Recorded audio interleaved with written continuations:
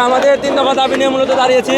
আমরা আমাদের 3 দফা দাবি মূলত 2 মাস আগে জানিয়ে এসেছিলাম এবং 2 মাস ধরে আমরা শান্তিপূর্ণ কর্মসূচি পালন করে আসছি, কিন্তু আমাদের কোনো সমাধানে আসতেছে না।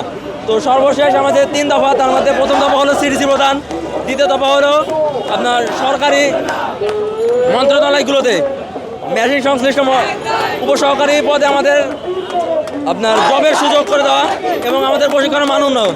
তো আমাদের সিডিসি বিষয়ে দিতে চেয়েছে মূলত 30 অক্টোবর 2024 আসিফ নজরুল স্যার আমাদের সাথে বৈঠক বসেছিলেন এবং তিনি সম্মতি জানিয়েছেন 6 মাস পিছিয়ে ট্রেনিংয়ের মাধ্যমে আমাদেরকে সিডিসি প্রদান করবেন, কিন্তু এই বিষয়ে কোনো প্রজ্ঞাপন এখন পর্যন্ত জারি হয় নাই, যে কারণে আজকে আমরা রাজপথে নেমে আসতে বাধ্য হয়েছি।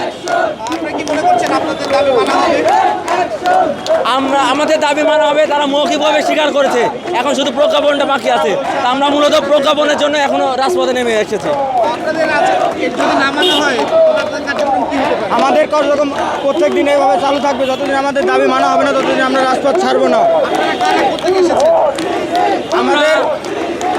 আমরা মূলত হচ্ছে আপনার ইনস্টিটিউট অফ মেরিন টেকনোলজি যে 6টা বাংলাদেশে আছে, এই ডিপ্লোমা ইন মেরিন এবং শিপবিল্ডিংয়ের উপরে আমরা মূলত সেখান থেকে এসেছি।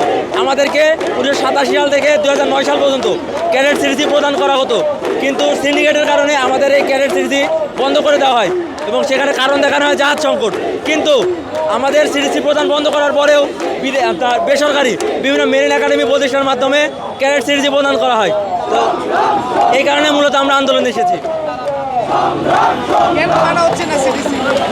এখানে একটা সিন্ডিকেট কাজ করতেছে, তারা কখনো চাচ্ছে না যে ডিপ্লোমা ইন মেরিন ইঞ্জিনিয়ারিং যারা আছে তারা অতীতের মতো সিডিসি পাক, এবং এখানে একটি বেসরকারি মেরিন একাডেমি প্রতিষ্ঠানের মাধ্যমে এটি কুচক্রী মহল তাদের মূলত অবৈধভাবে অর্থ উপার্জন করতেছে এবং তাদের এই সিন্ডিকেটটা ভেঙে যাবে বিধায় তারা আমাদেরকে সিডিসি প্রদান করতেছে।